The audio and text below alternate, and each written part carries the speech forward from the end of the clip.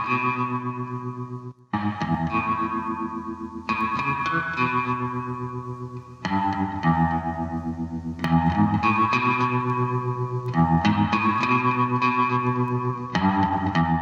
guess back in the beginning you were introduced to the guitar by your father, right? That's true. Yeah, when I was about 5 years old, I first started playing a few chords, and my father showed me a few chords to play, and that was a hobby in those days until I was about 15, and then I decided to get serious about it and started working local clubs in Arizona. And was it there you met this guy, Al Casey? Oh, yeah, and learned a lot from him, and we worked together for, 2 or 3 years in the early days, writing songs, and he wrote one of my first big hits called Ramrod. Oh, okay. Actually, that's the one we have queued up, but before we get to Ramrod, it's sort of an interesting story. I'm sure anybody familiar with music, and especially some of the country music, is familiar with Lee Hazelwood, who's sort of a giant in the industry as far as writing and playing. Maybe you could tell a short story about the time you met Lee Hazelwood when he was a DJ on KCKY. Well, at the time I was just going to high school, and they were playing country records out there, and I was working country clubs as a musician, and the new records that would come out would sometimes be sent to the station. They sent them all to the station, but sometimes they sent an extra one or two, so I used to go out there and and pick up those extra ones to take home and learn myself. It was great. Yeah, I certainly have to try that. You also listened, I guess, to some of Chet Atkins' guitar playing. Oh, definitely. Chet Atkins, Merle Travis, they were our heroes then in those days with the country field anyway, and fantastic players. I've since got to know both of them quite well, and as you know, Merle just passed away here recently, right. And an era gone. Of course, Chet's still with us, and I'm hoping one of these days I might get to get in the studio with him. Okay, and maybe we could move on now to some of your first recordings. I guess the first one was done in the year of '58. I guess you had 3 or 4 big hits around that time. Ramrod, Rebel Rouser, Movin' and Groovin', Up and Down, The Walker, and Mason-Dixon Line. Yeah, we started with Movin' Groovin' early in '58, and then that did fairly well in the charts, so encouraged everybody to go back and try again, so we did and came up with Rebel Rouser the second time. And Ramrod, Cannonball, The Lonely One. We're going to be doing all those, incidentally, tonight, speaking of all these songs, down at Wolfgang's. If you're coming over tonight, Bob, wait till you hear what Robin Ford does. He takes his solo in this song. Okay, great. Here we go with Ramrod by Duane Eddy here on KFJC.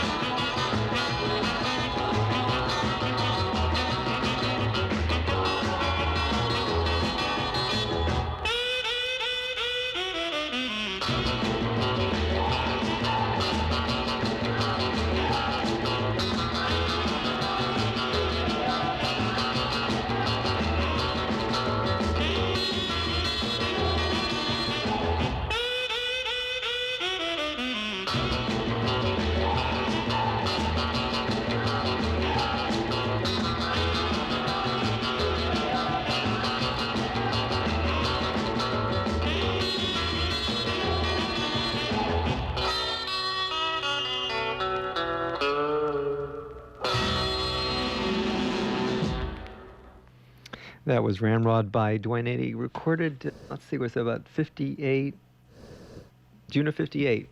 Yep. One of the things I'd like to talk about for just a second is the fact that when the British invasion hit, I guess about 1964 5, 6? 4, I think it was. 4, okay. Started, but I was somewhat of a kid back then. I remember it well. Yeah. Anyway, that's my high school years and everything's sort of foggy. But at that time, quite a few players like yourself and others took sort of a hit on the chin. In fact, I was even talking, I don't know if you ever heard of Irma Thomas, but she's from New Orleans, Soul Queen of New Orleans, and she was the original one to do things like Pain in My Heart. Yeah. You know, and the Rolling Stones' first big hit, but never got credit for it, of course. And then they came along, and a lot of people forgot all about the American artists and started to have this love for British musicians. Yeah, which has never stopped, and that's fine too, because they sit over there in England a long time and watch the charts filled with American artists, about 80%, and only 20% of the British artists have chart records in their own country. So when 64 came along, I thought it was only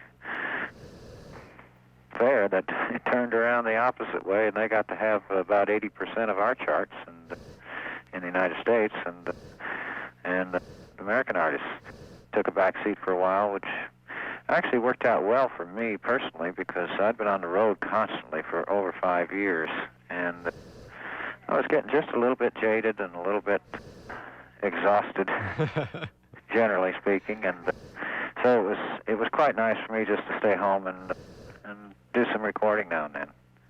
You had a couple of hits that were made it over in Europe, actually, that didn't, speaking of Europe and America, that didn't quite make it over here. I guess one was, I can't remember what year in the 70s, but it was about 70. Yeah, in 1975, Tony McCauley produced a record over there in London, and it was a worldwide hit, and everywhere except the United States. They finally wound up not releasing it here because,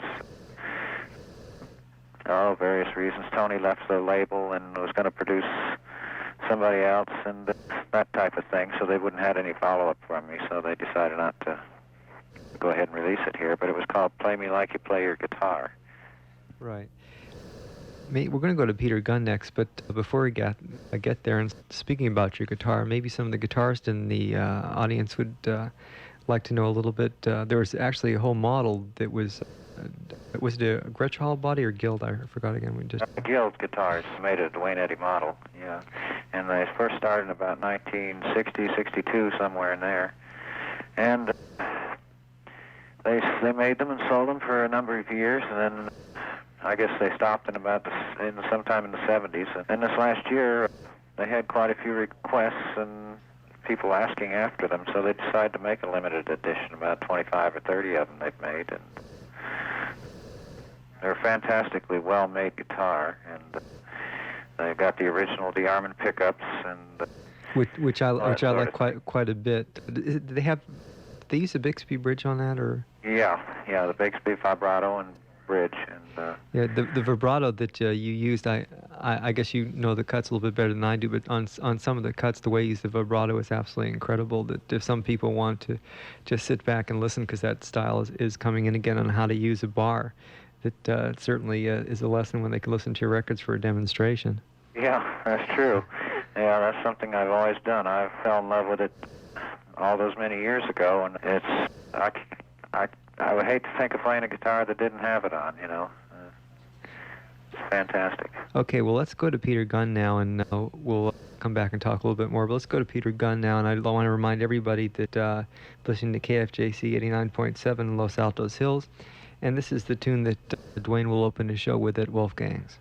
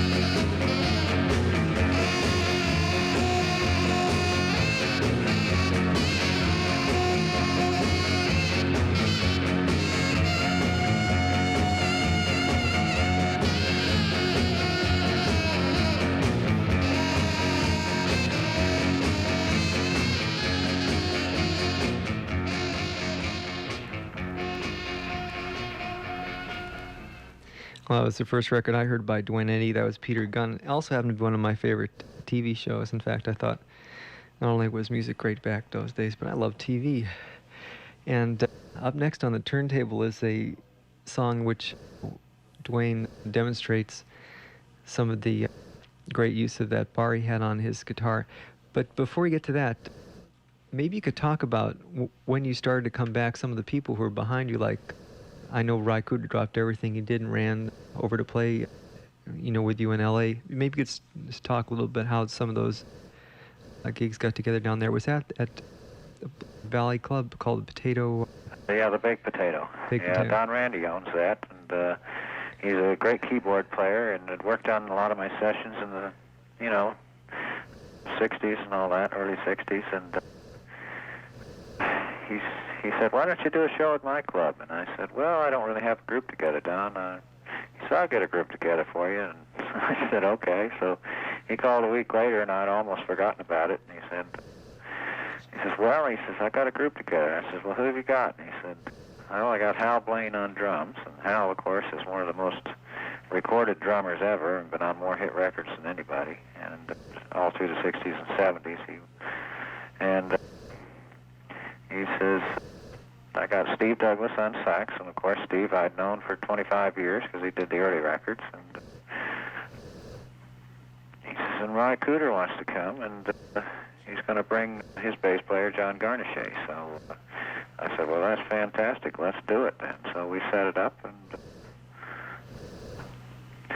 that's what happened. We did the Baked Potato a couple times, and then we came up to San Francisco and did the Keystone Clubs, went to Santa Cruz and did the club there. Do you remember the name of it?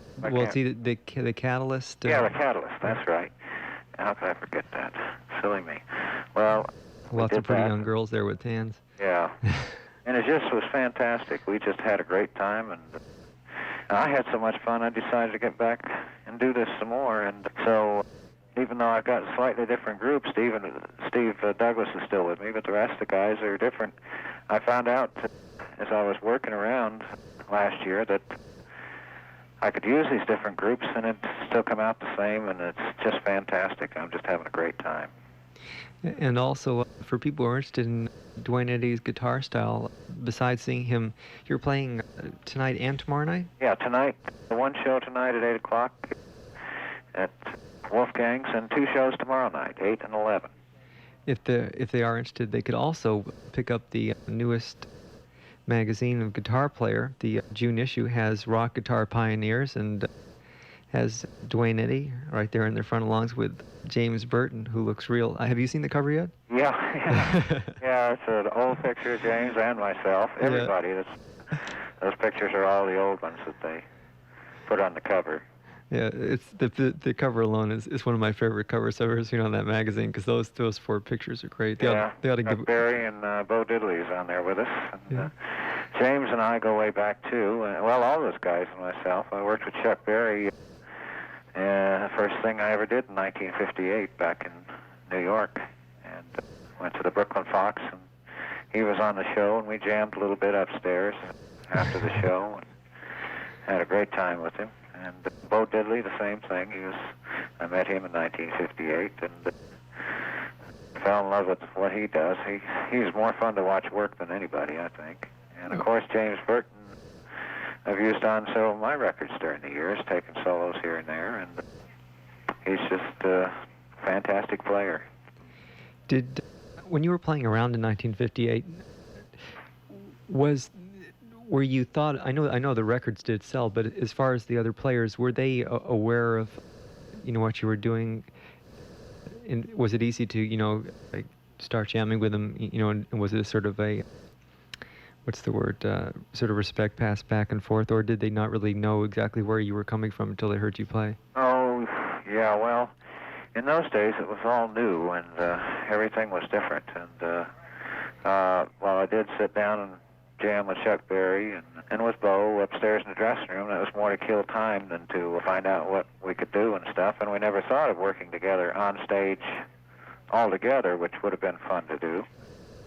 We all did our own thing and did our hits, and there used to be 10, 15 acts on those shows sometimes, so you did your 10, 15, 20 minutes, and that was it. You know, run out, do your hits, and get off and on with the next act. I saw one of those crazy shows. It usually had some DJ doing the announcing, and Right. and they were incredible. I mean, the people they would pile in and out of there. The people who were dealing with the equipment must have had a hernia by the time the thing was over, because they were Well, just. except we didn't have all that equipment then, Bob. We just had, you know, a little amp and a guitar and a bass amp and Well, you had a little magnetone. small set of drums, you know. I mean, nothing like they have today. We didn't even have roadies in those days. Really? You caught it around your hands. We used to carry it ourselves, throw it in the back of the station wagon, and go. Yeah. We had 4 or 5 guys and all of our equipment in one station wagon in those days. You had a little magnetone amp. Did you do any adjustments to that, or your guitar, you know, like rewiring or anything like that? Yeah, the magnetone was all rewired, and the more powerful setup was wired into it so that it sounded a lot clearer and a lot better than the stock magnetone. And that's what I used on Rebel Rouser and all those early records. Okay, speaking the of guitar was stock. They used the Chet Atkins Gretsch in those days. And that was before Guild started making the Duane Eddy model. And so it was all pretty much stock, except for the amp was juiced up a little bit and a little more powerful and clearer. And I put a JBL 15-inch speaker in it, and, which didn't come with it. No, certainly not.